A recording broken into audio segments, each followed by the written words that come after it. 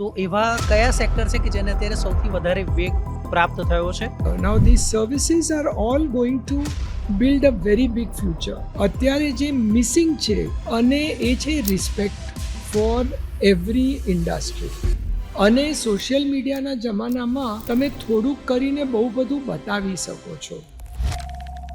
છેલ્લા કેટલાક પીરિયડમાં આપણે જોઈએ છે કે જે સોર્સ ઓફ રેવન્યુ છે ફોર ધ ગવર્મેન્ટ, એમાં અત્યારે સર્વિસ ટેક્સનો ફાળો ખૂબ છે અને એને કારણે પણ ઇન્ફ્રાસ્ટ્રક્ચર ડેવલપમેન્ટ માટે સરકારને સારી માત્રામાં ફંડિંગ પ્રાપ્ત થઈ રહ્યું છે. કઈ રીતે જુઓ છો?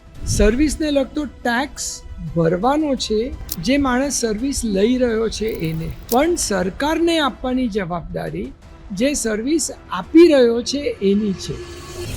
પેસેન્જર અને ગુડ્સ માટેના અલગ ટ્રેક બનવાથી બંનેની સ્પીડ મળી છે. આપ કઈ રીતે જુઓ છો? છે કે હું રોડથી રેલ કેવી રીતે જતો રહું કે રેલથી હું વોટર પર કેવી રીતે જઉં, that is going to B the effort. So I think India is doing it એકદમ બરાબર રીતે. નેશનલ હાઈવેથી ખાસ કરીને જે ટ્રક્સ છે એની સ્પીડ, એના કોસ્ટના રિડક્શનમાં શું ફાયદો થશે? એનો તો હું જવાબ નથી આપી શકવાનો, બિકોઝ પ્લસ હેન્ડીક્રાફ્ટ્સ બધા Handlooms બની and રહ્યા છે, handicraft. હેન્ડલૂમ સેક્ટર છે, એ બધાને બહુ જ મોટો બેનિફિટ થવાનો છે. ઉડે દેશ કા હર નાગરિક, કઈ રીતે જુઓ છો? કે માઇગ્રેશન અટકી શકશે. વોટર બેઝ ડેવલપમેન્ટ આપ કઈ રીતે જુઓ છો ને તેમાં શું શું પોસિબિલિટીઝ છે? જોકે થોડા મોડા છીએ, બટ દેટ્સ ઓકે. શું યુરોપ સાથે આજે કરાર થયા છે, વિન વિન સિચ્યુએશન કહી શકાય? પડે કે દરેક દેશ સોવરન છે અને એને જે કરવું હોય એ પોતાની રીતે પોતાને વિચાર કરીને ડિસાઈડ કરવાનો જ છે. સ્ટાર્ટઅપ પોલિસી જે આવી છે, શું તેની અસર કે તેના પોઝિટિવ વેવ્સ જોઈ રહ્યા છો? અને જો ઇન્ડિયાએ બિગ એન્ટરપ્રાઇઝીસ કરવાના હોય તો તમારે એ આખી વિચાર કરવાની રીત તમારી બદલવી પડશે. અને ડિજિટલ મીડિયાની જ્યારે વાત કરીએ તો એટલા જ number of content creators develop થઈ રહ્યા છે, નવી આઈડિયોલોજી આવી રહી છે. But if you can think big, this is the right time to do it. So I think it's the wonderful period. હું તો ફરીથી એ જ કહીશ તમને, 25-50 વર્ષ is going to be really a golden period for India specifically. કે ઘણાને ડર છે કે એઆઈ આવ્યું છે તો પછી કદાચ મારી જોબને ખતરો છે. મને જે એઆઈમાં દેખાય છે નિહલભાઈ, is the youth is stop thinking, that logic is going away. નમસ્કાર દર્શક મિત્રો, ઇન્ડસ્ટ્રી ટોક્સ વિથ નેહલમાં આપનું હાર્દિક સ્વાગત છે. મિત્રો, દેશના વિકાસની જ્યારે વાત કરીએ ત્યારે જુદા જુદા ઉદ્યોગો છે તેને કારણે અને સાથે સાથે જે પ્રમાણે આપણે કહીએ છીએ કે આપણો દેશ ખેતી પ્રધાન છે, તો બંનેને સાથે લઈને ચાલતો એવો આપણો દેશ છે. વિશ્વની સૌથી વધારે વસ્તી ધરાવતો દેશ, અને તે એક સૌથી મોટી ચેલેન્જ જે હતી કે 1947માં જ્યારે આપણે અંગ્રેજોથી આઝાદી પ્રાપ્ત કરી અને ત્યાર પછી એક સુવ્યવસ્થિત માળખું કઈ રીતે ગોઠવવું, તે સૌથી મોટી ચેલેન્જ હતી. લોજિસ્ટિકને લઈને પણ એટલા પ્રશ્નો હતા. ત્યારે આજે આપણે એ જ સંબંધિત વાત કરવી છે કે દેશમાં લોજિસ્ટિક છે, ફ્રેટ છે, ઇમ્પોર્ટ એક્સપોર્ટ છે, આ ક્ષેત્રે કેવી રીતે ક્રાંતિ આવી, સુધારા કઈ કઈ રીતે આગળ વધ્યા, તે આપણે વિસ્તારથી સમજવું છે. તો આ જ વિષય પર ચર્ચા કરવા માટે અત્યારે આપણી સાથે જોડાયા છે શ્રી સમીર જે શાહ, કે જેઓ લોજિસ્ટિક ક્ષેત્રના નિષ્ણાત કહેવાય છે. 45 વર્ષનો બહોળો અનુભવ ધરાવે છે અને વિશેષ રૂપે જો વાત કરીએ તો ટ્રેનિંગ હોય, સરકારશ્રીની વિવિધ વિભાગોમાં કન્સલ્ટન્સી હોય, તેમાં તેમનો ખૂબ જ મહત્વપૂર્ણ ફાળો છે. ચાલો તેમને મળીએ, લોજિસ્ટિક્સની કેટલીક અંતરંગ વાતો સમજીએ. સમીર સર, આપનું ખૂબ ખૂબ સ્વાગત છે. નમસ્કાર. સાહેબ, જ્યારે આપણે વાત કરીએ છીએ 1947 અને 2026, આજે 75 યર્સનો આપણો જે પીરિયડ રહ્યો છે, એક પ્રકારે કહેવાય કે ઘણા બધા કોમ્પ્લિકેશન પણ હતા અને બીજી એક વાત એ પણ છે કે તેમાંથી આપણે બહાર પણ આવી રહ્યા છે અને સતત પ્રગતિ સાધી રહ્યા છે. આ પીરિયડને આપ કઈ રીતે જોઈ રહ્યા છો? આપણે જ્યારે આ છેલ્લા 70-80 વર્ષનો વિચાર કરીએ તો આપણે એક વસ્તુ ઇતિહાસમાં જઈને જોવાની જરૂર છે કે ભારત હંમેશા એક બહુ જ પ્રગતિશીલ અને વેલ ટુ ડુ કન્ટ્રી હતી. આપણે કહીએ છીએ કે 250 વર્ષ બ્રિટિશ આપણને લૂંટીને ગયા, પણ એ લૂંટ પછી પણ we are not on the roads, we are not in poverty. જી, તકલીફો ઘણી હતી અને આપણે આપણા જે પણ પોલિટિશિયન્સ અને લીડર્સ હતા, ઓવર ધ લાસ્ટ 70 યર્સ, એટલે આપણે આ છેલ્લા 10 વર્ષની વાત ના કરીએ, કારણ કે આ છેલ્લા 10 વર્ષમાં જે થયું એનો પાયો તો એના પહેલાંના 60-65 વર્ષમાં મુકાયો હતો. તો આપણે એ રીતે ઘણા લકી રહ્યા છીએ કે આપણા જે લીડર્સ હતા એ લોકોને કશેક ને કશેક દેશ માટે પ્રેમ હતો અને એક લાગણી હતી કે ધ કન્ટ્રી મસ્ટ બેનિફિટ. પણ એનાથી મોટું જે આપણે બધાએ ભેગા થઈને કરેલું છે અને એ છે આપણી ડેમોક્રેસી, કે આપણે ડેમોક્રેસી પકડી રાખી. આપણે કોઈ પણ દિવસ ડેમોક્રેસીથી બહાર ના નીકળ્યા. બિલકુલ.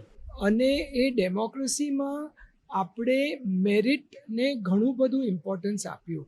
એટલે રાધર દેન સેઇંગ કે આ મારો ફેમિલીનો મેમ્બર છે ને મારે એને આગળ લાવવાનો છે, આપણે મેરિટને પણ સાથે સાથે ઇમ્પોર્ટન્સ આપી અને મેરિટને રિસ્પેક્ટ કર્યું, અને એ જ મેરિટ આપણને આજે કામ આવી રહ્યું છે. બિલકુલ. એટલે જે લોકશાહી જે આપણી મજબૂતાઈથી જ આપણે પકડી રાખી છે, કદાચ એનો લાભ આપણને મળી રહ્યો છે, આપ જે પ્રમાણે કહી રહ્યા છો. એક બાબત આપની પાસેથી એ પણ જાણવી છે કે જુદા જુદા સેક્ટર્સની જો વાત કરીએ તો એવા કયા સેક્ટર છે કે જેને અત્યારે સૌથી વધારે વેગ પ્રાપ્ત થયો છે, અને કયા સેક્ટર એવા છે કે એમાં હજુ ઘણું કરવાનું બાકી છે? આ તમારો પ્રશ્ન હું એક સરળ જવાબ તો નથી આપી શકતો, કારણ કે આપણો દેશ ઘણો મોટો છે અને આપણે અલગ અલગ પ્રોફેશન્સની વાત કરીએ કે અલગ અલગ વર્ટિકલ્સ ઓફ બિઝનેસની વાત કરીએ તો દરેકમાં આપણે કશેક ને કશેક હજુ બહુ બધું કરી શકીએ છીએ. ઓકે. અત્યારે આપણે જે રીતે જોઈ રહ્યા છે, ટેકનોલોજી બહુ જ સારી ચાલી રહી છે. સર્વિસીસ જેને આપણે 15-18 વર્ષ પહેલાં કોઈ માન નહોતા આપતા, સર્વિસ એ હવે સર્વિસ સેક્ટર ઘણું ગ્રો થઈ રહ્યું છે. અને ધ ગવર્મેન્ટ ઇઝ વર્કિંગ બહુ જ સારી રીતે કે કઈ રીતે સર્વિસીસ રેકગ્નાઇઝ થાય અને કઈ રીતે સર્વિસીસ આગળ આવે. હવે આપણે પણ આજે પોડકાસ્ટ શૂટ કરી રહ્યા છે, તો what is the studio? It is a service sector. It's a service provider. Now these services are all going to build a very big future. અત્યારે જે મિસિંગ છે અને એ છે રિસ્પેક્ટ ફોર એવરી ઇન્ડસ્ટ્રી. આપણે હજુ પણ બોલી શકીએ છીએ કે આ કામ ખરાબ છે, આ કામ નીચું છે, આ કામ ઊંચું છે, બટ આપણે કોઈ પણ દિવસ વિચાર કર્યો કે જો એ બધું ના થતે તો આપણું સમાજ આગળ ચાલતે જ નહીં. બિલકુલ. We have to learn to give respect દરેક વ્યવસાયને. પછી એ કોઈ સફાઈ કામદાર હોય કે એ કોઈ બહુ મોટો ઉદ્યોગપતિ હોય, I think everybody needs that respect, કે જેના કારણે એ લોકોને મન થશે કે લાવ હું જે પણ કરું છું એને હજુ સારી રીતે કરું, હું મારા કામમાં બેસ્ટ કેવી રીતે બનું. ઘરમાં ઘણીવાર વાત થાય છે કે સવારે ઓલા કચરા લેવા બેન આવ્યા તો અમે લોકો હંમેશા એમ જ કહીએ છીએ કે કચરાવાળા તો આપણે છે, એ લોકો તો સફાઈવાળા છે. So when we will learn to respect every industry. અને coming back to your first question કે કયા ઇન્ડસ્ટ્રીઝને અત્યારે વેગ મળી રહ્યો છે કે કયા ઇન્ડસ્ટ્રીઝ થોડા પાછળ રહી ગયા છે, આઈ ડોન્ટ થિંક કોઈ પાછળ રહી ગયું છે. Okay. I am of the opinion કે જે લોકોએ પોતાના ઇન્ડસ્ટ્રી માટે મહેનત કરી છે એ આપણને દેખાય છે. ઓકે. અને સોશિયલ મીડિયાના જમાનામાં તમે થોડુંક કરીને બહુ બધું બતાવી શકો છો. So it would be wrong to slot any particular industry. મારી દરેક ડેવલપ થઈ રહ્યું છે, દરેક સેક્ટરને વેગ મળી રહ્યો છે. અચ્છા, આપણે વાત કરી કે સર્વિસ સેક્ટર લગભગ 15-20 વર્ષથી ચેન્જીસ ઘણા આપણે જોઈએ છે. એક સમય હતો કે ખાસ કરીને એગ્રો અને એગ્રો પ્રોસેસિંગ બેઝ ઇન્ડસ્ટ્રી વધારે સ્ટ્રોંગ હતી. છેલ્લા કેટલાક પીરિયડમાં આપણે જોઈએ છે કે જે સોર્સ ઓફ રેવન્યુ છે ફોર ધ ગવર્મેન્ટ, એમાં અત્યારે સર્વિસ ટેક્સનો ફાળો ખૂબ છે, અને એને કારણે પણ ઇન્ફ્રાસ્ટ્રક્ચર ડેવલપમેન્ટ માટે સરકારને સારી માત્રામાં ફંડિંગ પ્રાપ્ત થઈ રહ્યું છે. કઈ રીતે જુઓ છો? પહેલાં તો એક પ્રશ્ન એ આવે છે કે what is service, not what is service sector. What is service? Service એ એવી વસ્તુ છે કે જે તમે કોઈ બીજા માટે કરો છો જે એ વ્યક્તિ પોતે કરી શકે છે. ઓકે. તમે જો આ સર્વિસ સેક્ટરને એ રીતે જોશો કે હું જે પણ સેવાઓ આપું છું એ મારો બેનિફિશિયરી જાતે કરી જ શકવાનો છે, અથવા મારા જેવા હજારો લોકો છે જે કરી શકશે. એટલે મારી મહેનત એ રહેવી જોઈએ કે હું કઈ રીતે એમની નજરમાં ઉપયોગી બનું, એમની નજરમાં ઇન્ડિસ્પેન્સેબલ બનું, કે એમને થાય કે આની હોય તો મારાથી નહીં થઈ શકે. ઓકે. હવે આ વસ્તુ તો પહેલેથી જ ચાલતી આવી છે. સર્વિસ સેક્ટર કોઈ નવું નથી. આપણે અત્યારે જે પણ સર્વિસીસ જોઈએ છે એવી કોઈ નવી સર્વિસ ડેવલપ નથી થઈ. જી. The service sector was always there. પણ આપણે કોઈ પણ દિવસ ગવર્મેન્ટ ઓફ ઇન્ડિયાએ કે તમે કે મેં એને એક સ્ટ્રક્ચર્ડ રીતે નહોતું જોયું ઓકે. કે હા આને સર્વિસ કહેવાય, આ જુદી સર્વિસ છે, આ જુદી સર્વિસ છે. સર્વિસ માટે કોકને પૈસા મળે છે, સર્વિસથી કોઈની આવક થાય છે, અને આપણે આને કેવી રીતે સ્ટ્રક્ચરમાં લાવીએ. અને સ્ટ્રક્ચરમાં લાવવાનું પહેલું પગલું હતું કે તમે એને નામ આપો, તમે એને નંબર આપો, અને તમે એમને ટેક્સ બ્રેકેટમાં લઈ આવો. ઓકે. અને ઇન્ડિયાએ બીજું શું કરેલું છે સરસ, કે સર્વિસને લગતો ટેક્સ ભરવાનો છે જે માણસ સર્વિસ લઈ રહ્યો છે એને, પણ સરકારને આપવાની જવાબદારી જે સર્વિસ આપી રહ્યો છે એની છે. ઓકે. એટલે ગવર્મેન્ટ ઓફ ઇન્ડિયાએ બહુ સારી રીતે વિચાર કરીને બધું બેલેન્સ કરીને કરેલું છે. આપણે જે જોઈ રહ્યા છે એ બેસિકલી જે પણ વસ્તુ આપણે બોલીએ અનઓર્ગનાઇઝ સેક્ટરમાં છે એ બધી હવે ઓર્ગનાઇઝ સેક્ટરમાં આવી રહી છે. એ બધી વસ્તુને કેપ્ચર થઈ રહી છે, એનું સ્ટેટિસ્ટિક્સ આપણને મળે છે, જે ખરેખર બહુ જ જરૂરી હતું. સમીર સર, એક બાબત આપણી પાસેથી એ જાણવી છે, કેટલાક જે હેવી પ્રોજેક્ટ્સ છે સરકારશ્રીના, તેની આપણે વાત કરીએ તો એક જાયન્ટ પ્રોજેક્ટ આપણે કહી શકાય ને તે હતું કે જે ગુડ્સ ટ્રાન્સપોર્ટ થાય એની એ સ્પીડઅપ થાય, અને તે માટે ખાસ કરીને ડેડિકેટેડ ફ્રેટ માટેની વ્યવસ્થા ખાસ કરીને રેલવે તરફથી એક અલગ ટ્રેક કે જેમાં ફક્ત માલગાડી દોડે, અને એ કોન્સેપ્ટ અમલમાં આવ્યો. આજે દિલ્હીના રેવારીથી આપણે જાણીએ છીએ કે સાણંદ સુધી એ પ્રોજેક્ટ કમ્પ્લીટ થયો છે. પેસેન્જર અને ગુડ્સ માટેના અલગ ટ્રેક બનવાથી બંનેને સ્પીડ મળી છે.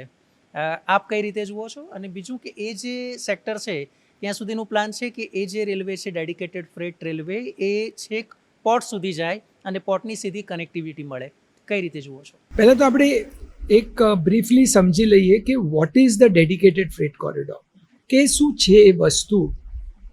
શબ્દ જ કહે છે તમને ડેડિકેટેડ અને ફ્રેટ. એટલે તમે જોશો તો 1947થી 10 વર્ષ પહેલાં સુધી ઇન્ડિયાએ નવા રેલવે ટ્રેક્સ લે કરવામાં બહુ મહેનત નથી કરી. ઓકે. અને આપણી પાસે જે પણ રેલવે નેટવર્ક હતું એ જ ટ્રેક્સની ઉપર પેસેન્જર્સ પણ જાય છે અને ગુડ્સ પણ જાય છે. અને પેસેન્જર્સને હંમેશા પ્રાયોરિટી મળવાની જ છે બિલકુલ ગુડ્સની ઉપર. પણ જ્યારે આ ડેડિકેટેડ ફ્રેટ કોરિડોર કોન્સેપ્ટ આવ્યો, ગવર્મેન્ટે એની પર વિચાર કર્યું, બહુ બધું પબ્લિક ડિબેટ થઈ, તો એ આખા ટ્રેક્સ લે કર્યા છે ખાલી કાર્ગોને જૂના ટ્રેક્સ પરથી બહાર કાઢવા માટે. એટલે શું થશે કે એની કેપેસિટી વધી જશે, એટલે તમે વધારે પેસેન્જર ટ્રેન્સ ચલાવી શકશો, કદાચ થોડા હાઈ સ્પીડના ટ્રેન્સ પણ ચલાવી શકશો. હવે the dedicated freight corridor is useful, કારણ કે જે રીતે એ લોકોએ ડિઝાઇન કરીને બનાવેલું છે, એક તો most of the way double decker છે. ડબલ ડેકરનો મતલબ એ થયો કે એક રેલ વેગન હોય એની પર તમે એક કન્ટેનર મૂકો ને એની ઉપર બીજું કન્ટેનર મૂકો. એટલે જે જૂની ટ્રેનો નોર્મલી 90 કન્ટેનર્સ લઈ જતી હતી, હવે 180 કન્ટેનર્સ લઈ જાય છે. કેપેસિટી એબ્સોલ્યુટલી ડબલ થઈ ગઈ, અને કેપેસિટી ડબલ થવાથી cost have to come down. બિલકુલ. અને the project is still on going. You have the western dedicated freight corridor, તમારી પાસે ઈસ્ટર્ન ડેડિકેટેડ છે, અને the government has already floated ideas કે આપણે એ આખું ક્વોડ્રેંગલ કમ્પ્લીટ કેમ ના કરીએ. અને પછી તમે જ્યારે ડેડિકેટેડ ફ્રેટ કોરિડોર વેસ્ટર્ન જોશો તો western freight corridor is meant for Rewari to Nhava Sheva. પણ તો પછી પીપાવાવને કન્ટેનર્સ કેવી રીતે મળશે, મુન્દ્રાને કેવી રીતે મળશે, કાંડલાને કેવી રીતે મળશે, અને જે પણ નવા પોર્ટ્સ આવશે આ એરિયામાં, એટલે there is going to be a secondary and a tertiary dedicated freight corridor on which this trains will run. આપણે કાર્ગોનું જે મૂવમેન્ટ છે એ ઇન્ડિયામાં બાય રેલ થાય છે, બાય રોડ થાય છે, બાય એર થાય છે, બાય ઇનલેન્ડ વોટરવેઝ થાય છે, અને બાય કોસ્ટલ કાર્ગો થાય છે. ઇનલેન્ડ વોટરવેઝ અને કોસ્ટલમાં ફરક એ છે કે inland waterways is river transportation. Okay. એટલે જે પણ રિવર્સ ઉપર જાય એને તમે ઇનલેન્ડ વોટરવેઝ કહો. પણ જે આપણા કોસ્ટલાઇન ઉપર જાય, અરેબિયન સી અને પછી ઇન્ડિયન દરિયાકાંઠે. ઓશનમાં, દેટ ઇઝ કોલ્ડ કોસ્ટલ. હવે આ ચારે વસ્તુ બેસિકલી તમારા ને મારા માટે બનેલી છે કે આપણો કાર્ગોઝ કેવી રીતે મૂવ થાય, કેવી રીતે એને ટ્રાન્સપોર્ટેશન મળે. એટલે એમાં ડોમેસ્ટિક ટ્રાન્સપોર્ટેશન પણ હોય છે અને ઇન્ટરનેશનલ ટ્રાન્સપોર્ટેશન પણ હોય છે. બંને જાતના ટ્રાન્સપોર્ટેશન્સ હોય છે. અને ચેલેન્જ એ જ રહેવાની છે કે દરેક મોડ ઓફ ટ્રાન્સપોર્ટ કોશિશ કરવાની છે કે મને મોટો શેર મળે. હું કેમ મોટો શેર ના લઈ જાઉં. દરેકના એડવાન્ટેજીસ છે, દરેકના ડિસએડવાન્ટેજીસ છે, દરેકના લિમિટેશન્સ છે. એટલે પણ આ આખી ઇન્ટરનલ મહેનતમાં ધ યુઝરને બેનિફિટ થવાનું છે. કારણ કે એ લોકોની મહેનત એ જ રહેવાની છે કે હું રોડથી રેલ કેવી રીતે જતો રહું, કે રેલથી કેટલી હું સરળતાથી વોટર પર થાય. કેવી રીતે જઉં. That is going to B the effort. So I think India is doing it એકદમ બરાબર રીતે. અને જે હમણાં રિસન્ટ છેલ્લા 4-5 વર્ષથી ગવર્મેન્ટની જે મૂવમેન્ટ્સ આવી છે, ધ ગતિશક્તિ ને ધ નેશનલ લોજિસ્ટિક પોલિસી, એ જેટલા પણ પ્રોજેક્ટ્સ છે એને તમે જો બારીકીથી સમજશો અને તમે જો એને એકચ્યુઅલી અમલમાં આવી રહ્યા છે, કદાચ હજુ સુધી દેખાય છે. દેખાતા નથી, હજુ સુધી પબ્લિકને નથી દેખાતા. અમને લોકોને લોજિસ્ટિક સેક્ટરમાં હોવાથી બધું દેખાય છે કે હવે શું ચેન્જીસ આવ્યા, શું કયા થવાનું ફેઝમાં છે, કામ ચાલી રહ્યું છે. કઈ રીતે થઈ રહ્યું છે અને એનો ફાયદો કેવી રીતે થયો છે. So I think it's work in progress. પણ લાઈક તમે મારા ઇન્ટ્રોડક્શનમાં એવું બોલેલા કે મને 45 યર્સનો વર્ક એક્સપિરિયન્સ છે, જી. પણ એ પહેલાં મેં અબ્રોડ કામ કરેલું છે. અચ્છા. અને જ્યારે હું પાછો આવ્યો હતો 80s ત્યારે મને ઘણીવાર વિચાર આવે કે ઇન્ડિયા આવું બધું કેમ નથી કરી શકતી. બિલકુલ. અને પ્રશ્ન થાય. આજે મને એવું લાગે છે કે એવું કંઈ હોતે કે મારો જન્મ જ 25 વર્ષ મોડો થયો હોતે તો હું આ બધાનો ફૂલ ઉપયોગ કરી શકતે ને ફાયદો લઈ શકતે. બિલકુલ, બહુ સરસ વાત કરી સર. એક વાત એ પણ આવે છે કે જ્યારે આપણે રેલવેની વાત કરીએ તો એવી જ રીતે આપણે પ્રોગ્રેસ જોઈ શકીએ છીએ. Highways, express highways, national highways, even જે રૂરલ એરિયાઝ છે ત્યાંની જો વાત કરીએ તો ભલે એ રોડ સાંકડા છે પરંતુ કહી શકાય કે ગુણવત્તા હવે ઘણી ઇમ્પ્રૂવ થઈ રહી છે. દેશમાં જ્યારે વાત કરીએ તો પ્રધાનમંત્રી ગ્રામ સડક યોજના છે, ગુજરાતમાં વાત કરીએ તો મુખ્યમંત્રી ગ્રામ સડક યોજના છે, અને તેના બેનિફિટ્સ આપણને ઇવન દૂર દૂરના અંતરિયાળ કે પછી ગ્રામીણ વિસ્તારમાં પણ જોઈ શકાય છે. તેનાથી જે આપણી એગ્રી પ્રોડક્ટ્સ હોય એને માર્કેટિંગમાં કેટલો વેગ મળશે. નેશનલ હાઈવેથી ખાસ કરીને જે ટ્રક્સ છે એની સ્પીડ, એના કોસ્ટના રિડક્શનમાં શું ફાયદો થશે, અને લગભગ ધારો કે 100 રૂપિયા એક વસ્તુની પ્રાઇસ હોય તો અત્યારે કેટલી કોસ્ટ છે, આ હાઈવેઝ બન્યા પછી એ કોસ્ટમાં કેટલો ઘટાડો થઈ શકે. તમારો એ જે ટેકનિકલ સવાલ છે કોસ્ટનો, એનો તો હું જવાબ નથી આપી શકવાનો, because there have to be calculations, there is kilometres to consider, કેટલો કાર્ગો તમે ટ્રક ડ્રાઈવરને આપશો એ બધું ડિસાઇડ કરશે. વેરિયેબલ ફેક્ટર છે, બહુ બધા વેરિયેબલ ફેક્ટર્સ છે, પણ ધ એન્ડ રિઝલ્ટ ઇઝ કે ફાયદો તો થવાનો જ છે. પણ કોસ્ટ કરતાં વધારે ફાયદો એ થવાનો છે કે તમે માર્કેટ્સને ઇઝીલી પહોંચી શકશો. માર્કેટ્સને તમારી પ્રોડક્ટ્સ મળશે.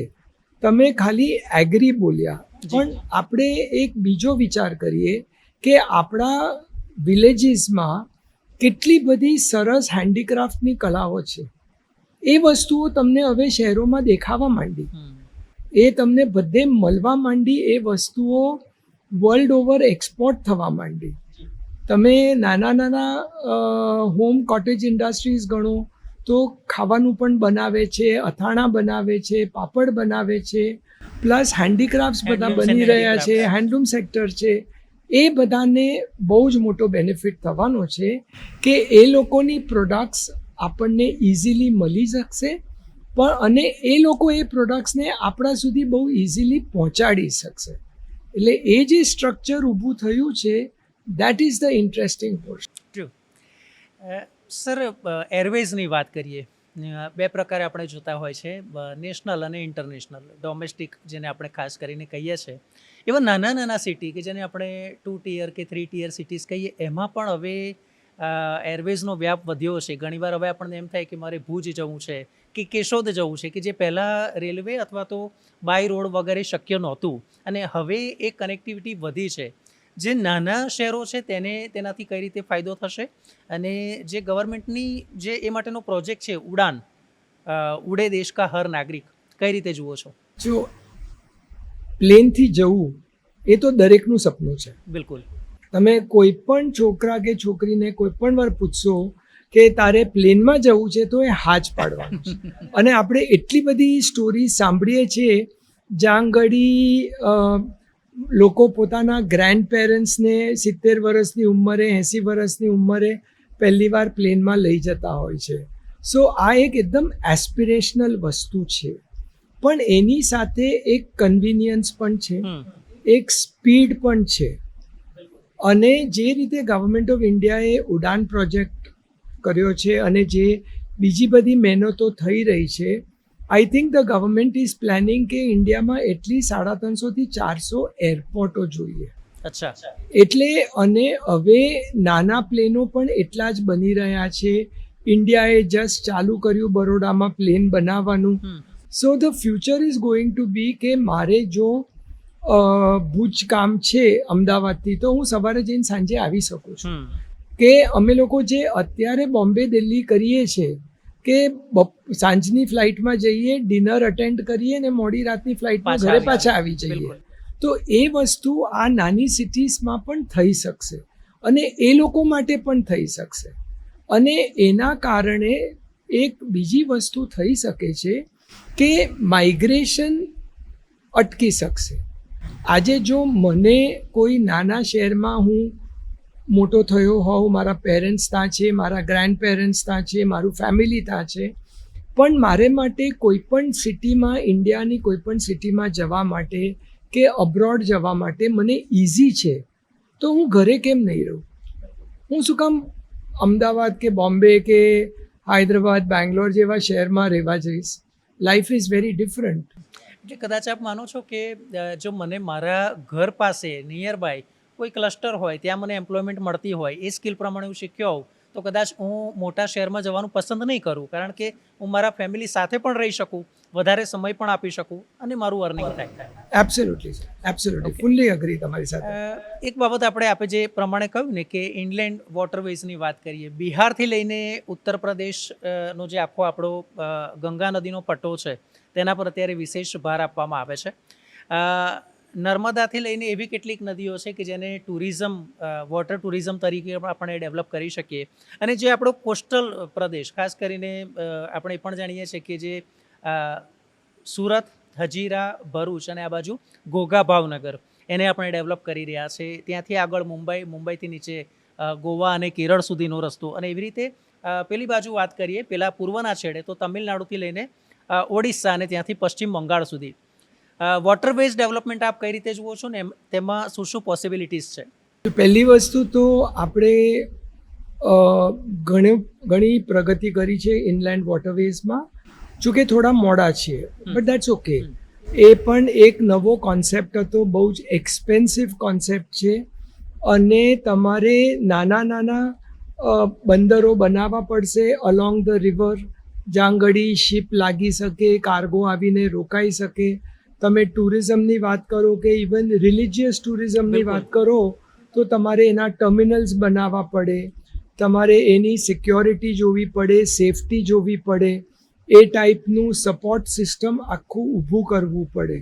સો પણ inland waterways authority of India છે, એ લોકોના જે પણ પ્રોજેક્ટ્સ ચાલે છે કે જે પણ પ્રોજેક્ટ્સ એ લોકો કરવાના અનાઉન્સ કરેલા છે એ બધા આપણે જોઈએ ત્યારે યુ રિયલાઇઝ કે ના there is a lot of thought જે એની પાછળ ગયેલો છે, બહુ બધી વિચારો કરેલા છે અને એ પ્રમાણે એને ડિઝાઇન કરવામાં આવે છે. તમે વોટર ટ્રાન્સપોર્ટને ગણશો તો એ હંમેશા ઓન પર કિલોમીટર સસ્તામાં સસ્તું જ રહેવાનું છે. ફોર ધ એ તો લો કોસ્ટ તો રહેવાનું જ છે. એટલે આ બધી વસ્તુઓ ડેવલપ કરવાથી કાર્ગો બહુ સરળતાથી પહોંચી શકશે એ એરિયાઝમાં, કારણ કે એ પાણીના લિમિટેશન્સ એ છે કે જ્યાં પાણી છે ત્યાં જ થવાનું છે. બિલકુલ. એટલે પણ એ રીતે દરેક મોડ ઓફ ટ્રાન્સપોર્ટના લિમિટેશન્સ છે. ટ્રેન ત્યાં જ જવાની છે જ્યાં ટ્રેક્સ છે, બિલકુલ. રોડ જ્યાં જ જવાનું છે, રોડ ટ્રાન્સપોર્ટ જ્યાં રોડ્સ છે, અને એર ત્યાં જ જવાનું છે જ્યાં એરપોર્ટ્સ છે. એટલે એ રીતે દરેકના લિમિટેશન્સ તો રહેવાના જ છે. પણ બાય આ બધી વસ્તુઓ કરવાથી તમે એક આખી નવી દુનિયા ખોલી રહ્યા છો. તમે કેટલા બધા લોકલ્સને નોકરીઓ આપવાના છો, તમે કેટલા બધા સપોર્ટિંગ પ્રોફેશન્સ ચાલુ કરવાના છો. આજે આપણે કોઈ પણ મંદિર કે મસ્જિદ કે ચર્ચ જોઈએ, જો જરાક પણ પોપ્યુલર થાય તો એની આજુબાજુ આખું માર્કેટ ઊભું થઈ જાય છે, આખી ઇકોનોમી ડેવલપ થઈ જાય છે. સો ધ સેમ થિંગ એ જ વસ્તુ થવાની છે જ્યાં તમે બધા ઇનલેન્ડ વોટરવેઝ પર જે પોર્ટ્સ ક્રિએટ કરશો એની પર એ બધું જ સાથે થવાનું છે. પણ ધ પોઈન્ટ ઇઝ કે તમારે એ લિમિટેશન અને કોસ્ટ સમજીને આગળ કામ કરવું. બિલકુલ. સમીર સર, આપણે થોડી વાત કરીએ ટ્રેડ એન્ડ ટેરિફની. છેલ્લા કેટલાક સમયથી જે બદલાવ આવી રહ્યા છે તે આપણે જોઈ રહ્યા છે. અમેરિકા સાથે જે ટેરિફ ને એક પ્રકારે કહીએ કે રોજ ફ્લક્ચ્યુએશન થાય છે. આજે આ ટેરિફ આવે, આવતીકાલે રિમૂવ પણ થઈ જાય, ફરી લાદવામાં આવે, એના પર્સન્ટેજ બદલાય અને ક્યાંક અનિશ્ચિતતાનો માહોલ ઊભો થાય છે. અને તેની વચ્ચે તાજેતરમાં આપણે યુરોપ સાથે કરાર કર્યા છે. બે મુખ્ય ગણાય છે. એક જે આપણે બ્રિટન સાથે કરાર કર્યા છે, ફ્રી ટ્રેડ એગ્રીમેન્ટ, અને તેવી જ રીતે જે યુરોપિયન યુનિયન સાથે, જેને આપણે મધર ઓફ ઓલ ડીલ્સ કહી રહ્યા છે, આપ કઈ રીતે જુઓ છો? શું યુરોપ સાથે આજે કરાર થયા છે વિન વિન સિચ્યુએશન કહી શકાય? તમે જ્યારે પણ ઇન્ટરનેશનલ ટ્રાન્સપોર્ટેશનની વાત કરો તો આપણે એક વસ્તુ સમજવી પડે કે દરેક દેશ સોવરન છે, કે એ પોતે પોતાને માટે નક્કી કરવાનું છે અને એ પોતે જ કહેવાનું છે કે મારી સાથે તમારે કેવી રીતે ડીલ કરવાનું. આપણે કોઈને પર કોઈ પણ જાતનું બંધન કે એવું નથી મૂકી શકવાના. ઇન્ટરનેશનલ પ્રોટોકોલ્સ ને બધું હોય છે, પણ પ્રિન્સિપલી આપણે એ વસ્તુ સ્વીકારવી પડે કે દરેક દેશ સોવરન છે અને એને જે કરવું હોય એ પોતાની રીતે પોતાને વિચાર કરીને ડિસાઈડ કરવાનો જ છે. બે પ્રકારના બેરિયર્સ હોય છે. તમે જ્યારે ટેરિફ શબ્દ વાપરો તો ટેરિફની સાથે એક નોન ટેરિફ શબ્દ પણ છે અને એ પણ એક જુદો પડાવ છે. ટેરિફનો પડાવ તમારે ક્રોસ કરવા માટે તમારે પૈસા ચૂકવવા પડે. એક્સ્ટ્રા. નોન ટેરિફનો પડાવ ક્રોસ કરવા માટે એક્સ્ટ્રા નહીં, ટેરિફ 10% ટેરિફ હોય કે 500% ટેરિફ હોય, ટેરિફ ટેરિફ છે. એ પડાવ ક્રોસ કરવા માટે તમારે પૈસા ચૂકવવાના છે.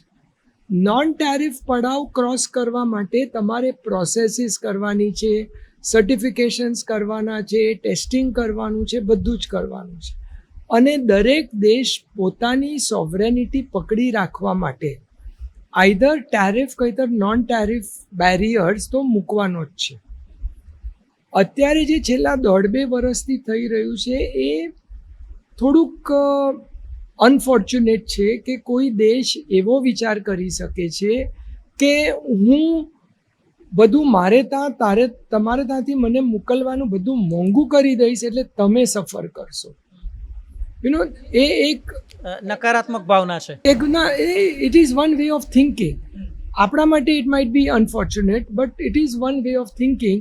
વેધર આપણે એની સાથે અગ્રી કરીએ કે ના કરીએ, પણ ઇન્ડિયાને ફાયદો શું થયો એનાથી કે આપણે બીજી બધી માર્કેટો એક્સપ્લોર કરવા માંડ્યા.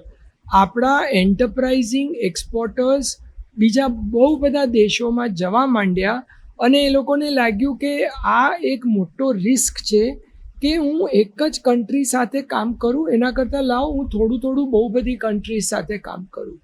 એટલે એક એ વસ્તુ થઈ.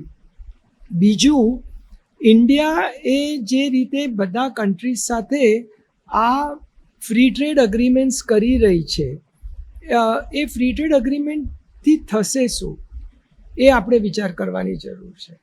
આજે ફ્રી ટ્રેડ અગ્રીમેન્ટ એક એવો અગ્રીમેન્ટ છે જે આઈધર બે દેશો એકબીજા જોડે કરે, કઈતર એક રિજનમાં થાય, કઈતર એક રિજન અને એક દેશ સાથે થાય. એટલે એના અલગ અલગ પ્રકારો હોય છે.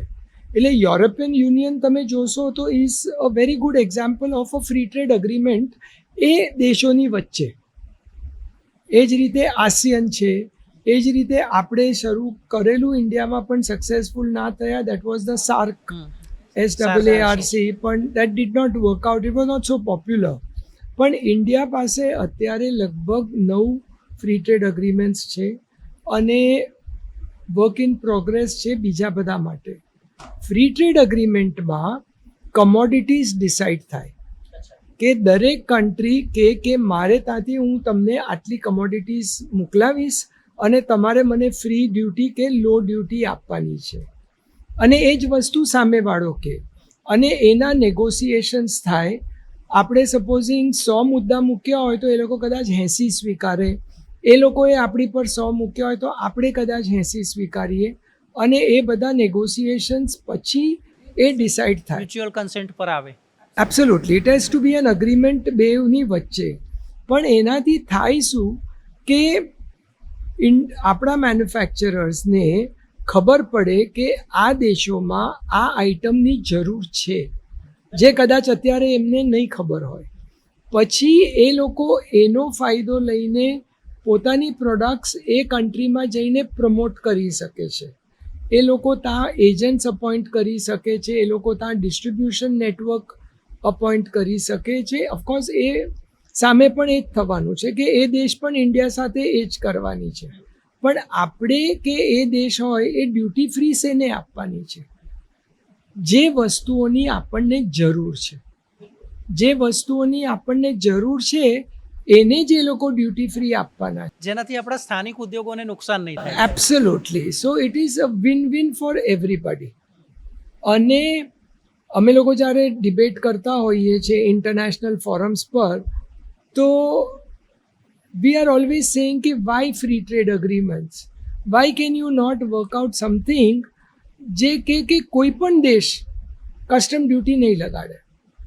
ઓફકોર્સ એ બહુ જ કાલ્પનિક છે અને થવાનું નથી, પણ પ્રપોઝલ તો મૂકીએ. પ્રપોઝલ તો આજે ચાલુ કરશું તો 25 વર્ષે કદાચ કોક એને ઉપાડશે. હા, એ વિચાર કદાચ આગળ વધે.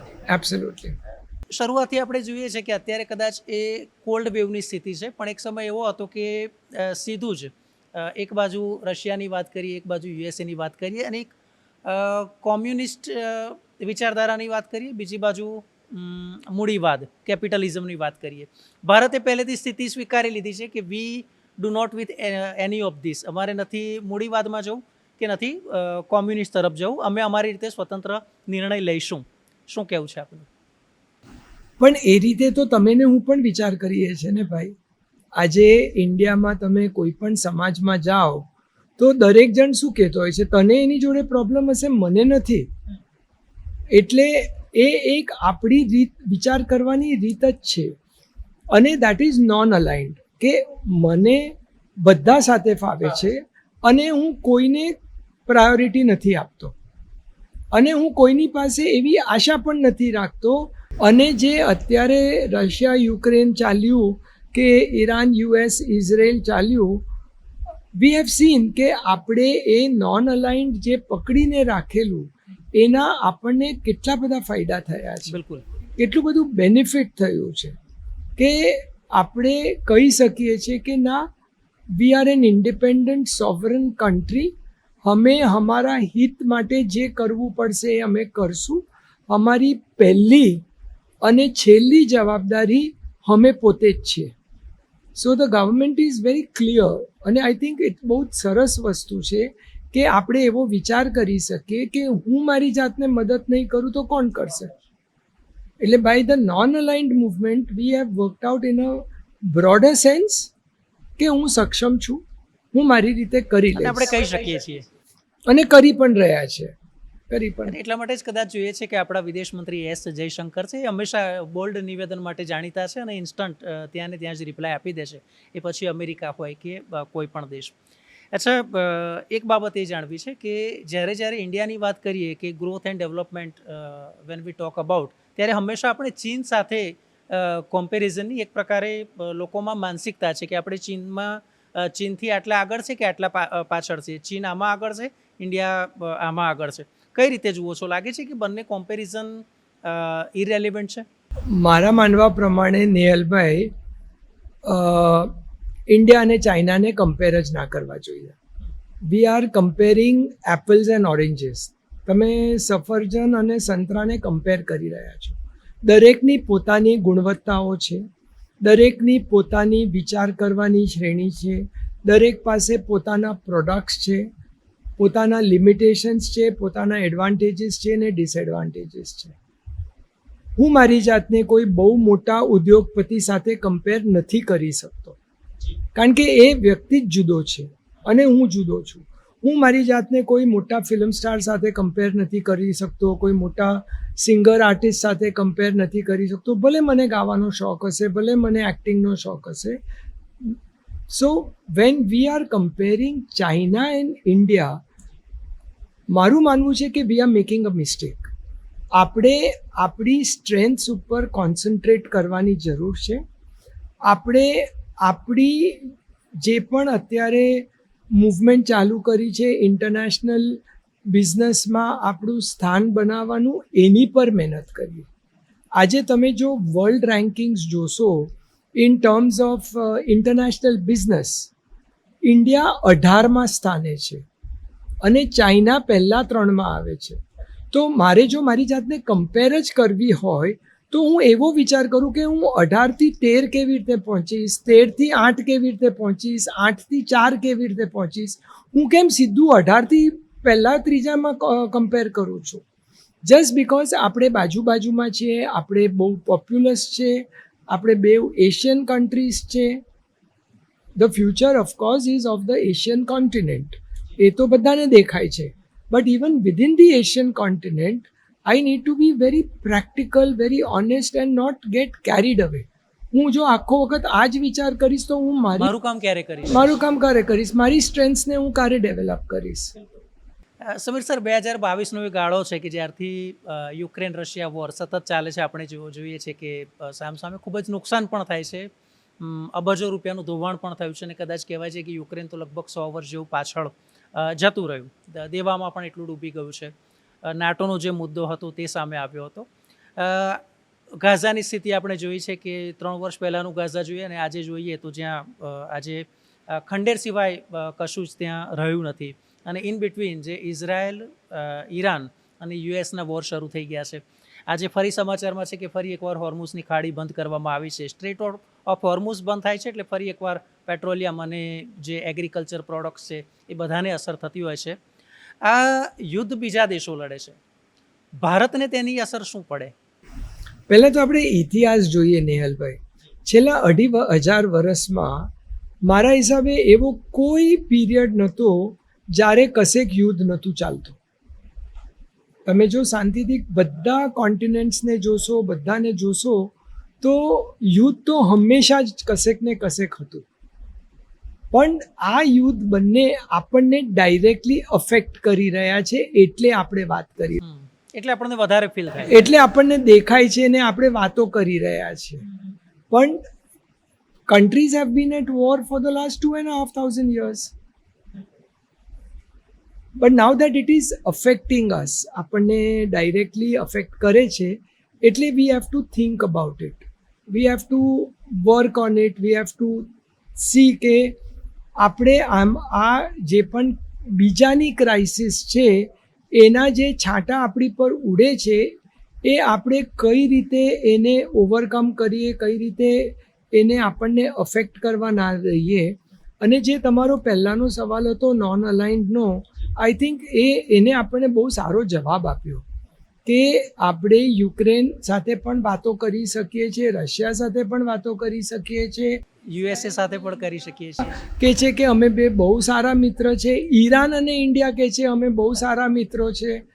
એટલે yes, it is a crisis, પણ આ ક્રાઇસિસે આપણને એ શીખવાડશે કે આ એક બહુ મોટો રિસ્ક ફેક્ટર છે કે મારે જેની સાથે કોઈ લેવા દેવા નથી એનો પ્રોબ્લેમ મને પ્રોબ્લેમ ક્રિએટ કરી શકે છે. એટલે હવે શું થશે ભાઈ કે ફ્યુચર જનરેશન્સ આ રિસ્કને પણ ઇન્વોલ્વ કરશે પોતાના કોસ્ટિંગમાં, પોતાના પ્રોજેક્ટ્સમાં, કે આવા રિસ્કો પણ આવી શકે છે. પહેલાં આપણે જીઓપોલિટિકલ રિસ્ક એ શબ્દ તો છેલ્લા 4-5 વર્ષથી જ વપરાવા માંડ્યો, અને વધારે તો છેલ્લા 2-3 વર્ષથી. જીઓપોલિટિકલ. પણ એ પહેલાં જીઓપોલિટિકલ રિસ્ક તો હતા જ, but they were not affecting India હવે ડાયરેક્ટલી. સીધી અસર કરે છે. હવે સીધી અસર કરશે, કારણ કે આપણે દરેક દેશો એકબીજા સાથે ઇન્ટરેક્શન કરવા માંડ્યા. The world is becoming one. આપણે વચ્ચે એક ગ્લોબલાઇઝેશનનો ફેઝ આવ્યો, હવે લોકલાઇઝેશનનો ફેઝ આવે છે. કશેક આને બેલેન્સ કર્યા જ કરવું પડશે આપણે. થોડો આપણે મુદ્દો બદલીએ. જે પ્રમાણે આપણે જાણીએ છીએ કે એમ્પ્લોયમેન્ટ એ ભારતમાં બહુ મોટો ઇસ્યુ પહેલેથી રહ્યો છે, પણ તેને સોલ્વ કરવાના આપણે પ્રયાસ સતત કરતા આવ્યા છે. સ્કિલ્ડ અને તેમાં પણ હવે હાઈલી સ્કિલ્ડની ડિમાન્ડ, કે આ વર્ડ્સ આપણે સાંભળતા થયા છે, અને એની વચ્ચે સેમી કન્ડક્ટર પ્લાન્ટ અને તેના ફાયદા અને તેનાથી મળતી રોજગારી, એ શબ્દ આપણે બહુ સાંભળીએ છીએ. તાજેતરમાં સાણંદ ખાતે પણ સેમી કન્ડક્ટર પ્લાન્ટ છે તે લોન્ચ થયો. સેમી કન્ડક્ટર એ શું છે, તેના ઉપયોગ શું છે, અને એમ્પ્લોયમેન્ટ સાથે તે કઈ રીતે અસર કરે છે? હું એટલો બધો તો ટેકનિકલી ક્વોલિફાઈડ નથી, પણ જે મારી સમજ છે એ એમ કે છે કે આપણે કોઈ પણ વસ્તુ હવે બનાવવાની આવશે કે બની રહી છે, એ બધી એક ચિપ ઉપર ડિપેન્ડ કરશે, અને that chip is what they are calling the semiconductor. અને એનું world leader in manufacturing has been south Korea. અને પણ હવે બધાની એસ્પિરેશન્સ વધી છે. બધાને એમ થાય છે કે હું પણ કેમ આ નવી વસ્તુ વાપરું નહીં, હું કેમ પૈસા ખર્ચીને આ વસ્તુ ના લઉં. એટલે અને બિકોઝ ધ કન્ટ્રીઝને દેખાઈ રહ્યું કે એક કન્ટ્રી ઉપર કોન્સન્ટ્રેશન રાખીને, ઓફકોર્સ અધર કન્ટ્રીઝ પણ છે, તો એમાં ઇન્ડિયા કેમ પોતાના સેમિકન્ડક્ટર્સ ના બનાવે, પોતાની ચિપ્સ ના બનાવે, પોતાનું પ્રોગ્રામિંગ પોતે ના કરે. એટલે એ તો થવાનું જ હતું. જે રીતે ઇન્ડિયાએ પ્લેનો બનાવવાનું ચાલુ કર્યું, જે રીતે ઇન્ડિયાએ આર્મ્સ એન્ડ એમ્યુનિશન બનાવવાનું ચાલુ કર્યું, એ રીતે દરેક વસ્તુ જે ઇન્ટરનેશનલી વપરાય છે ને એક્સેપ્ટેબલ છે, ઇન્ડિયા જેવો દેશ એ 100% વિચાર કરવાનો જ છે કે હું કેમ નહીં, મારે કોઈની પર ડિપેન્ડ નથી થવું. એટલે આવી નવી ઇન્ડસ્ટ્રીઓ તો બહુ બધી આવશે, અને આઈ એમ શ્યોર કે આપણી પાસે જે જાતના વિચાર કરી શકે ને સાહસ કરી શકે એવા વ્યક્તિઓ અને કંપનીઓ છે, આપણે એમાં બહુ જલ્દી પ્રગતિ પણ કરશું અને સક્સેસ પણ મળશે. નાઉ વેનેવર તમે કંઈ પણ કરો તો એ કરવાની એક રીત હોય છે, અને એને તમે સ્કિલ કહો છો. આજે આપણે ઘરે પણ જો પથારીની ચાદર કરવાની હોય તો એની પણ એક સ્કિલ છે, વાસણ ધોવાના હોય તો એક સ્કિલ છે, ઘર સાફ કરવાનું હોય તો એક સ્કિલ છે. એટલે તમે દરેક વસ્તુ કરવા માટે ધેર ઇઝ અ સ્કિલ. આ જે બધી કોમોડિટીઝ હવે આવવાની, they are going to fall in the highly skilled category. Okay. જેને માટે તમને ખાલી બીજાને જોઈને શીખો એ નહીં થાય. આજે મેં તમને 4-5 ઘરેલું વસ્તુઓ કીધી, એ તો તમે કોઈને જોઈને શીખી શકો છો, કે તમને ઘરમાં કોઈ પણ શીખવાડી જ શકે છે કે તું આવી રીતે કર, but that is not going to happen in the industry. એને માટે એક એજ્યુકેશન જોશે, એને માટે એક ટ્રેનિંગ જોશે, અને એ કરવું પડશે. So when we are using those words, we are using the word highly skilled. That is what we are doing over there. And a semiconductor being a very specialized item, એ જોશે. હવે આપણા માટે ગુજરાતમાં બેઠા માટે એ અગત્યનું છે કે આપણું જે યુથ છે એ લોકોને કેવી રીતે આવી ઇન્ડસ્ટ્રીમાં જોબ મળે. Okay. So they will have to be very good in engineering, they will have to be good in higher forms of engineering, અને continually તમે કંઈક નવું શીખીને કર્યા કરો એને માટે તૈયાર થવું પડશે. વેરેઝ આપણા અનફોર્ચ્યુનેટલી આપણા સમાજમાં કેવું છે કે તૈયાર થઈ ગયો, અહીંયા કોઈ તૈયાર થવાનું નથી, તમારે સતત તૈયાર થયા કરવાનું. It's a continuous process. It's a continuous process. So for the Gujarati youth to be employed અહીંયા આગળ is going to be a very big challenge. સતત અપડેટ રહેવું પડશે. સડન અપડેટ પોતાની જાતને કર્યા કરવું પડશે કન્ટિન્યુઅસલી. આજે તમે પોર્ટ સેક્ટરમાં જશો તો તમે નોટિસ કરશો કે જ્યારે કન્સ્ટ્રક્શન થતું હતું તો કેટલા બધા જણ ઝારખંડ, બિહાર, આંધ્રપ્રદેશથી આવ્યા હતા, ચાઇનાથી આવ્યા હતા કન્સ્ટ્રક્શન કરવા માટે. તમે જ્યારે વેલ્ડર્સની વાત કરશો કે તમે એ બધા પ્રોફેશન્સની વાત કરશો તો the number of Gujaratis is very less. Now તમે જો ગુજરાતમાં આવી હાઈલી સ્કિલ્ડ ઇન્ડસ્ટ્રી સેટઅપ કરવાના હો અને તમે ઈચ્છા ધરાવતા હો કે ગુજરાતીઓને ફાયદો થશે તો એ ગુજરાતી યુથે તૈયાર થવું પડશે, એ તૈયારી દર્શાવવી પડશે. એબ્સોલ્યુટલી. અને it is not only Sanand, ધોલેરામાં પણ મોટો પ્લાન્ટ આવે છે. ટાટાનો પ્લાન્ટ ધોલેરામાં આવે છે અને માઇક્રોન ને બીજા લોકોનો સાણંદમાં આવે છે. ઓકે. સ્ટાર્ટઅપની વાત કરીએ તો છેલ્લા કેટલાક વર્ષોમાં આપણે જોઈએ છે કે આજનો જે યુથ છે એની કદાચ એ ભાવના એવી છે કે હું સેલ્ફ ડેવલપ થવું, સેલ્ફ એમ્પ્લોયડ થવું અને બીજા લોકોને એમ્પ્લોયમેન્ટ આપું. એક સમય એવો હતો કે જ્યારે હું ક્યાંક કોઈ કંપનીમાં કામ કરીશ અને એ રીતે સ્થિર થઈશ. આ બદલાવ કઈ રીતે જુઓ છો ને? ગવર્મેન્ટની જે સ્ટાર્ટઅપ પોલિસી જે આવી છે, શું તેની અસર કે તેના પોઝિટિવ વેવ્સ જોઈ રહ્યા છો? હું પર્સનલી વાત કરું તો મેં લગભગ 45 વર્ષ ફેમિલી બિઝનેસમાં કાઢ્યા છે અને 150-200 પરિવારને અને ના એક વ્યક્તિને રોજગાર આપવું, દર મહિને એને પગાર આપવું, એ અમારે માટે બહુ જ સેટિસ્ફાઈંગ વસ્તુ હતી. આમ બહુ જ એનો આનંદ થતો હતો કે આપણા હિસાબે લોકોના ઘરો ચાલે છે. But there are limitations over there. અને જો ઇન્ડિયાએ બિગ એન્ટરપ્રાઇઝીસ કરવાના હોય તો તમારે એ આખી વિચાર કરવાની રીત તમારી બદલવી પડશે. ઓકે. આજની તારીખમાં એટલીસ્ટ અમારી ઇન્ડસ્ટ્રીમાં વર્ષે 1 કરોડ, 2 કરોડ, 3 કરોડ પગાર મળે એવા તો અનેક માણસો છે. અને હું જો ઇન્ડિયામાં ને જોઈશ તો નાના નાના વ્યવસાય જે બધા કરવા ઈચ્છે છે એ લોકોની વાર્ષિક આવક કેટલી છે? આવી 3 કરોડ ને 4 કરોડ નથી જે તમને અહીંયા મળી શકે છે. So but it is all individual. દરેક જણે પોતાને માટે વિચાર કરવાનો છે. પણ એ એક મિસકન્સેપ્શન છે કે હું બીજાને માટે કામ કરીને સારા પૈસા નહીં કમાઈ શકું. એને જરાક વિચાર કરવાની જરૂર છે. એ વિચાર બદલવાની જરૂર છે. વિચાર બદલવાનો તો શબ્દ મે બી નોટ રાઈટ, પણ કરવાની તો જરૂર છે જ. You know. અને મોટી એન્ટરપ્રાઇઝીસ ઇન્ડિયામાં આવશે તો એ લોકોને આવા તો બહુ બધા વ્યક્તિઓની જરૂર પડવાની છે. So I would always tell the youth કે you need to think for yourself કે મારે કેટલું કરવું છે. પણ જો તમારે કશું કરવું હોય તો આ સમય બહુ જ સરસ છે કંઈક મોટું કરવા માટે. કારણ કે ગવર્મેન્ટની પોલિસીઓ છે, ગવર્મેન્ટ પોતે ઈચ્છે છે કે ઇન્ડિયન્સ મોટા એન્ટરપ્રાઇઝીસ સેટઅપ કરે. તો તમારામાં જો થોડીક પણ એવી ગુણવત્તા હોય, તમારી ઈચ્છા હોય તો please try, but try to do something big. અને ડિસાઇડ ફોર યોર સેલ્ફ કે આ હું શું કામ કરું છું. પૈસા કમાવા કરું છું, ઇન્ડસ્ટ્રી સેટઅપ કરવા કરું છું, મારા પછી આ ઇન્ડસ્ટ્રી ચાલશે 3-4 પેઢી સુધી એટલે કરું છું, હું શું કામ આ વસ્તુ કરી રહ્યો છું. But if you can think big this is the right time to do it. બિલકુલ. સર, લગભગ 100 વર્ષ પહેલાંની વાત કરીએ, રેડિયોની શોધ થઈ અને વિશ્વભરમાં કે ભાઈ હવે ટેકનોલોજી આવી છે, કોમ્યુનિકેશન સરળ બન્યું છે. પ્રથમ વિશ્વયુદ્ધ વખતથી એનો ઉપયોગ ભરપૂર માત્રામાં થયો છે. ત્યાર પછી બદલાવ આવ્યો 1982, કલર ટીવી પહેલીવાર આવ્યા અને ત્યારે લોકોમાં એક રોમાંચ કે આપણે બ્લેક એન્ડ વ્હાઇટ જોતા હતા.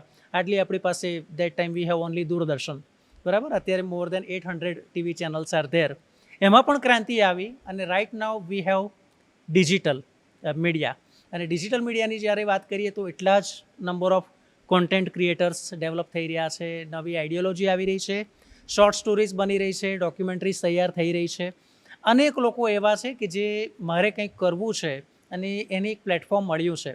આ 100 વર્ષનો બદલાવ આપ કઈ રીતે જુઓ છો? ટેકનોલોજીકલ ટ્રેન્ડમાં જે ચેન્જ આવ્યો છે તે આપણે જે પણ માણસ છે એનામાં એક બહુ જ સરસ અબિલિટી છે કે એ કંઈક નવો વિચાર કરી શકે છે. અને તમે છેલ્લા 100-150 વર્ષમાં જેટલી શોધો થઈ છે એટલી પહેલાંના 1500-2000 વર્ષમાં નથી થઈ. That is number 1. નંબર 2, આ નવી શોધોથી નવા પ્લેટફોર્મ્સ ક્રિએટ થયા, લોકોને નવી ઓપોર્ચ્યુનિટીઝ મળવા માંડી, લોકોને કંઈક જુદું કરવાની તક મળી. અને જ્યારે અમુક લોકો એ વસ્તુ કરીને સક્સેસફુલ બને છે તો પછી બીજા હજારો લોકોની હિંમત બંધાય છે કે લાવ હું પણ કરું. બિલકુલ. સો એવોલ્યુશન તો કન્ટિન્યુઅસલી થયા જ કરવાનું છે અને એ એવોલ્યુશનનો ફાયદો લેવાનું જ આપણું કામ છે. આઈધર હું એવોલ્યુશન કરવામાં ભાગ લઉં ઓર જે નવી વસ્તુ ઇવોલ્વ થઈ છે એનો હું ઉપયોગ કરું અને એનો હું ફાયદો લઉં. So I think it's the wonderful period. હું તો ફરીથી એ જ કહીશ તમને જે શરૂઆતમાં કીધેલું કે આ બીજા 25-50 વર્ષ is going to be really a golden period for India specifically. અને આપણે બધાએ એનો મેક્સિમમ ફાયદો લેવાની જરૂર છે. બિલકુલ. સર, કેટલાક સમયથી આપણે ખાસ કરીને યુનિફાઈડ ઇન્ટરફેસ જે આપણે કહીએ છીએ યુપીઆઈ, ડિજિટલ ટેકનોલોજીથી આપણે જાણીએ છીએ કે હવે હાર્ડ કરન્સીનો આપણે ઉપયોગ બહુ રેર કર્યો છે. ઘણીવાર 5 કે 10 રૂપિયા માટે પણ હવે આપણને આદત પડી રહી છે કે આપણે યુપીઆઈથી ડાયરેક્ટ ટ્રાન્સફર કરીએ. 10 વર્ષ પહેલાંનો પીરિયડ અને અત્યારનો ટેકનોલોજીકલી કઈ રીતે આપ જુઓ છો? અને ખાસ વાત એ પણ છે કે વિઝા અને માસ્ટર કાર્ડને હવે આપણું યુપીઆઈ છે તે હંફાવી રહ્યું છે. ઇવન યુએઈ જેવા દેશોમાં હવે તેનું એક્સેપ્ટન્સ શરૂ થઈ ચૂક્યો છે. કઈ રીતે જુઓ છો? It's a wonderful. It is absolute. એનાથી થયું શું કે જેટલો પણ અનઓર્ગનાઇઝડ બિઝનેસ હતો, કે જેટલો પણ બિઝનેસ ટેક્સ બ્રેકેટમાં નહોતો, એ બધો અહીંયા આવવા માંડ્યો. કારણ કે દરેક ટ્રાન્ઝેક્શન રેકોર્ડ થવા માંડ્યા, દરેક વસ્તુ રેકોર્ડ થવા માંડી. અને તમે જોશો તો તમે આજે 5 રૂપિયા 10 રૂપિયા બોલ્યા, પણ ઇટ ઇઝ ઇક્વલી ઇન્ટરેસ્ટિંગ ને કે ઓલો જે શાક વેચે છે એ પણ લઈ શકે છે તમારી પાસે, રિક્ષા ડ્રાઈવર લઈ શકે છે, ટેક્સી ડ્રાઈવર લઈ શકે છે, જેને આપણે કોઈ દિવસ વિચારે નહોતા કરતા. કલ્પના બહારનું હતું. એબ્સોલ્યુટલી. અને હવે પછી મારે એની પાસેથી છૂટા પાછા લેવાના છે, મારી પાસે છૂટા નથી, એ બધું પણ બંધ થઈ ગયું. પણ મોર ઇમ્પોર્ટન્ટલી આ આખી વસ્તુ ધીમે ધીમે ઓર્ગનાઇઝ સેક્ટરમાં આવી રહી છે. અને જ્યારે એ ઓર્ગનાઇઝ સેક્ટરમાં આવી રહી છે એટલે આપણી ઇકોનોમી વધી રહી છે. આ ઇકોનોમી તો હતી જ, પણ એ કેપ્ચર નથી થતી. Why UAE, even Nepal is using UPI. આપણું જ UPI is available in Nepal also. African countries સાથે પણ આપણે કન્ટ્રીઝ કા સાથે. અને ઇટ્સ વેરી ઇઝી. હું હમણાં જ પરદેશ જઈને આવ્યો અને ઓલો મને સામેથી બોલ્યો કે સર ઇન્ડિયાના UPI, please do UPI. And I was quite surprise. It was so easy, so quick, so instant કે આપણે જે ઇન્ડિયામાં કરીએ છીએ એટલો જ સમય લાગતો હતો એ લોકોને પણ કરીને આપવામાં. એક્સચેન્જની કોઈ ઝંઝટ નહીં. ના, નોટ ઓનલી દેટ. ઇવન આપણા જે છોકરાઓ માટે સારું થઈ ગયું કે હું એને ફોન ઉપર જીપે કે કોઈ પણ એક એપ આપી શકું છું.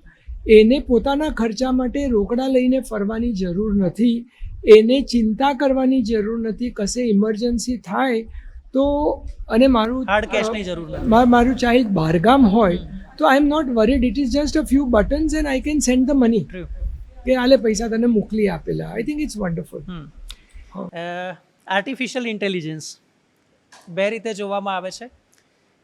એક મુદ્દો એ છે કે તેનાથી બધા અપગ્રેડ થઈ રહ્યા છે અને બીજી વાત એ છે કે ઘણાને ડર છે કે એઆઈ આવ્યું છે તો પછી કદાચ મારી જોબને ખતરો હશે. ઘણીવાર આપણે ન્યૂઝ એવા પણ સાંભળીએ છીએ કે આજે આ કંપનીએ 10,000 એમ્પ્લોયીને વિધાઉટ નોટિસ પીરિયડ તેમને તાત્કાલિક લે ઓફ કર્યા છે. આ પ્રકારની સ્થિતિને કઈ રીતે જુઓ છો? કંપની માટે કેટલો સ્ટ્રેસ કે પછી એમ્પ્લોય માટે કેટલો સ્ટ્રેસ? જેમ નવી ટેકનોલોજી આવશે એમ બધા એનો ઉપયોગ કરવાના જ છે. હું એમ્પ્લોયર હોઉં કે એમ્પ્લોયી હોઉં, હાઉસવાઈફ હોઉં કે રિટાયર્ડ વ્યક્તિ હોઉં, નવી ટેકનોલોજીનો તો બધા ઉપયોગ કરવાના જ છે. આજે આપણા માટે 2 વ્હીલર્સ 4 વ્હીલર્સ કેટલું નોર્મલ થઈ ગયું છે. વેરેઝ મને યાદ છે ટેલિફોન્સ કેટલા નોર્મલ થઈ ગયા છે. મને યાદ છે 60sમાં આખા 200 ઘરની વચ્ચે એક ફોન રહેતો હતો. એટલે ટેકનોલોજી જ્યારે નવી આવશે તો people are going to use it. અને કશાથી કશું બંધ નથી થવાનું. This is my very strong belief. તમારે એ ટેકનોલોજી કેવી રીતે હું વાપરું અને મારો એમ્પ્લોયર એ ટેકનોલોજીને કઈ રીતે વાપરવા ઈચ્છે છે એને માટે હું તૈયાર રહું is going to be very essential.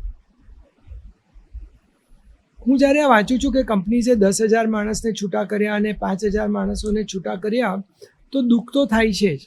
પણ પછી સારે શાંતિથી બેસીને વિચાર કરો ત્યારે યુ એકચ્યુઅલી રિયલાઇઝ કે possibly it was for the better of everybody. Okay, કે બધાના સારા માટે જે થયું હતું. અને દરેક જણે પોતાના જોર ઉપર, પોતાની આવડત ઉપર જ પોતાની લાઈફ જીવવાની છે, પોતાના ફેમિલીનું ધ્યાન રાખવાનું છે. તો હું survival of the 2026 fittest rule ત્યાં પણ No, લાગુ it is પડે not છે. survival of the fittest. It would be better that you use the word survival of the most suitably capable. મારે અત્યારેના સંજોગોમાં મારે કઈ વસ્તુઓ શીખવાની છે. આઈ કેનોટ સે કે ચલો હવે મને 65 વર્ષ છે એટલે હું એઆઈ નહીં શીખું, કે ઇલેક્ટ્રિક ગાડી આવી છે તો હું ઇલેક્ટ્રિક ગાડી ચલાવતા નહીં શીખું. મે બી મને તકલીફ પડશે, but I have to adapt, I have to get in to it and people have to learn to do it. મને જે એઆઈમાં દેખાય છે નેહલભાઈ ઇઝ કે the youth is stop thinking, that logic is going away. કે અને જે આપણામાં મારા જેનરેશનમાં અબિલિટી હતી કે ક્રાઇસિસ આવે કે ના આવે એને કેવી રીતે ફેસ કરવાનું, લોકોની સાથે કેવી રીતે રિએક્ટ કરવાનું, ફેસ કરવાનું, દરેક જણને બધી જાતના અનુભવો તો થતા જ હોય છે. So it is wrong to say કે આજના જનરેશનને બહુ બધા અનુભવો થાય છે. અમારા જનરેશનને પણ થતા જ હતા. પણ at that point in time અમારી પાસે આવી એક્સેસ નથી રહેતી કે તરત 4 બટન દાબો ને જવાબ મળી જાય. એટલે અમારે ફરજિયાત વિચાર કરવો પડતો હતો કે આ શું થયું, હું કાં ખોટો હતો, બીજો વ્યક્તિ કાં ખોટો હતો, સંજોગો કેમ આવા હતા. અને એ વર્ષો સુધી તમે કરો ત્યારે you develop a certain way of thinking, a certain logic, a certain system is there in everything. That is going to go અવે. બિકોઝ એવરીવન ઇઝ વોન્ટિંગ કે મને તરત જ જવાબ મળી જવો જોઈએ અને મારો ઇન્સ્ટન્ટ જવાબથી મારું પતી જવું જોઈએ. પણ એ જવાબ કેવી રીતે આવ્યો, એ જવાબની પાછળ શું હતું, સંજોગો શું લોજિકમાં હતા. જવાની જરૂર છે. Absolutely that might be a very big item જે આપણે લોકો ભવિષ્યમાં મિસ કરી નાખશું. અરે સર, એક છેલ્લો પ્રશ્ન. ખાસ આપણે જોઈએ છે કે લાખોની સંખ્યામાં દર વર્ષે ગ્રેજ્યુએટ્સ બહાર પડે છે અને બીજી બાજુ લાખોની સંખ્યામાં કંપનીઓ પણ છે કે જેને સતત મેન પાવરની જરૂર છે. તો આજે મેચિંગ નથી થતું, એને કારણે એક બાજુ જોબ મળતી નથી અને એક બાજુ કંપનીને જે તે સ્કિલ્ડ એમ્પ્લોય મળતા નથી. ગેપ ક્યાં આવે છે? બહુ બધા જવાબો છે, આનો કોઈ એક સિમ્પલ જવાબ નથી. અને આ તમને 2-3 જવાબો હું આપીશ, પણ they are all having the same importance. એટલે એવું નથી કે આ આઇટમ વધારાની છે કે એવું કશું નથી. તમે આજના યુથને જોશો તો દે આર વેરી એસ્પિરેશનલ. એ લોકો બહુ જ એક્સપોઝડ છે, એ લોકોએ બહુ જ બધું ઘણી બધી જોયેલું ઉમેદો છે, છે. બહુ બધું જોયેલું છે ઓન ધેર ટેલિફોન્સ. અનુભવ નથી કરેલો પણ બધું જોયેલું છે. એટલે they have a lot of expectations. Now તમારી એક્સપેક્ટેશન તમારી નોકરીના પહેલા મહિનામાં પૂરી નથી થવાની. જી. એને માટે તમારે ત્યાં થોડા મહિના રહેવું પડશે, તમારે તમારી વેલ્યુ બતાવવી પડશે, તમારે બધી વસ્તુઓને સમજવી પડશે. એ એક નાનું મિસિંગ ફેક્ટર છે. બીજું આપણે જોઈએ તો આપણી જે કોલેજીસ છે, વન્ડરફુલ ઇન્સ્ટિટ્યુશન્સ, સરસ ભણાવે છે, પણ જે છોકરાઓ બહાર નીકળે છે, છોકરા છોકરીઓ, they are not technically employable. Okay. કે મારે કંપનીમાં જઈને નોકરી કરવાની હોય તો મારે કેવા કપડાં પહેરવા જોઈએ, મારે કેવી રીતે બિહેવ કરવું જોઈએ, મારે શું ટાઈમ ફ્રેમ સાચવવો પડે, તાંગડી જે પણ નિયમો છે એ કેમ બનેલા છે, રાધર દેન સેઇંગ કે નિયમો ખોટા છે, એ વસ્તુ મિસિંગ છે. અમારા ટાઈમમાં સ્કૂલમાં આઈ થિંક 5મા ધોરણથી 10મા ધોરણ સુધી every year we had social studies as a subject. એટલે અમને સોફ્ટ સ્કિલ્સની જરૂર નથી પડી કે કોઈ અમને આવીને સોફ્ટ સ્કિલ્સ ભણાવે. અમારે સમજવાની જરૂર નથી કે આ પંચાયત શું છે, મ્યુનિસિપલ કોર્પોરેશન શું છે, સ્ટેટ શું છે, સેન્ટર શું છે, કોન્સ્ટિટ્યુશન શું છે. આ બધી વસ્તુઓ હવે સ્કૂલોમાં ભણાવવાની બહુ ઓછી થઈ ગઈ છે. બીજું તમે આજે જોશો તો ઇન્ડસ્ટ્રી બોલે છે કે અમારે એમ્પ્લોયેબલ ગ્રેજ્યુએટ્સ જોઈએ છે, પણ ઇન્ડસ્ટ્રીઝ કેટલી એવી છે જે ભેગા થઈને એજ્યુકેશનલ ઇન્સ્ટિટ્યુશન સાથે ડાયલોગ કરી શકે છે અને એ લોકોને કહી શકે છે કે મને આવા જ આટલું ભણાવો છો સ્કૂલોમાં અને કોલેજીસમાં, અને એની પછી આવે છે university grants commission. Do they also would like to accept કે આ બદલાવ લાવવા માટે ઇન્ડસ્ટ્રી અને એકેડેમિયાનું જે પાર્ટનરશિપ હોવું જોઈએ, કારણ કે મને જેવા સ્ટાફની જરૂરિયાત છે એ મને ખબર છે, કોલેજીસને નથી ખબર. અને બીજું, આપણે કન્ટિન્યુઅસલી કરિક્યુલમને દર 6 મહિને બદલાય કે દર વર્ષે બદલાય એવી તૈયારી મારા હિસાબે રાખવી પડશે. Than only we will be able to match આ જે વર્કફોર્સ બહાર નીકળે છે અને એને જે અબ્ઝોર્બ કરવાવાળી કંપનીઝ છે એ લોકોને સરખી રીતે આપણે મેચ કરી શકીએ. સમીરભાઈ, કહી શકાય કે ખૂબ જ રસપ્રદ આપણી આ ચર્ચા રહી, કારણ કે વર્ષોનો આપનો જે આ ક્ષેત્રનો અનુભવ છે અને તેનો નિચોડ સંક્ષિપ્તમાં આપણે સમજવાનો પ્રયાસ કર્યો. દેશની તરક્કીની વાત કરીએ તેને આપણે સમજ્યા, કેટલીક જે ટેરિફ સંબંધિત જે નીતિ છે તેને આપણે સમજ્યા, પણ એક બાબત બહુ ક્લિયર છે કે ભારતની જ્યારે વાત કરીએ અને તેમાં પણ જ્યારે આત્મનિર્ભર ભારતની વાત કરીએ તો સતત એ પ્રયાસ છે તે મજબૂત થઈ રહ્યા છે, તે આપણે જોઈ શકાય છે. આપે આ ચર્ચામાં ભાગ લીધો, આપનો ખૂબ ખૂબ આભાર. ધન્યવાદ. Thank you very much. તો દર્શક મિત્રો, મને આશા છે કે આજનો આ એપિસોડ, જેમાં ખાસ કરીને ઇન્ડસ્ટ્રી ટોકમાં આજે આપણે વાત કરી લોજિસ્ટિક સેક્ટરની, અને એ આપને ચોક્કસથી પસંદ આવ્યો હશે. સમીર સરે જે તેમના બહોળા અનુભવની વાત કરી એ પણ મને આશા છે કે આપને પસંદ આવ્યો હશે. નેક્સ્ટ એપિસોડમાં ફરી મળીશું આવા જ કોઈ રસપ્રદ કિસ્સા સાથે. ત્યાં સુધી મને રજા આપશો. નમસ્કાર.